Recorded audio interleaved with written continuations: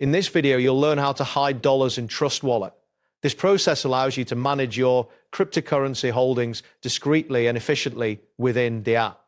By following the steps outlined, you will successfully hide your dollar balance from view. Begin by opening your preferred web browser and navigate into Google. This is the starting point for accessing Trust Wallet. Once the Google homepage loads, you can proceed to the next step. Next, locate and click on the Trust Wallet extension. This extension is typically found in the toolbar of your web browser. If you do not see it, you may need to install it from the browser's extension store.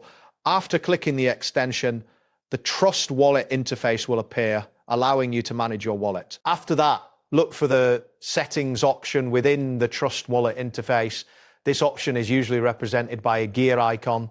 Clicking on it will take you to the settings menu where you can adjust various wallet preferences. Once in the settings menu, find and select the currency option. This section allows you to manage the types of currencies displayed in your wallet. After clicking this, you will see a list of available currencies. Then select USD from the list of currencies. This action will set the default currency to US dollars. Once selected, you can confirm your choice before moving to the next step. Now return to the main screen by clicking on the Home button. This button is generally located at the bottom of the interface. It will take you back to your wallet overview where you can see all your balances. Finally, look for the Hide Balance option and click on it.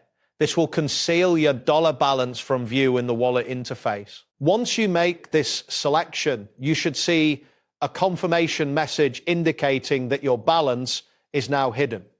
Keep in mind that if you have a slow internet connection, there may be a brief loading period before this change takes effect. That wraps up today's guide. Thanks for watching and catch you in the next tutorial.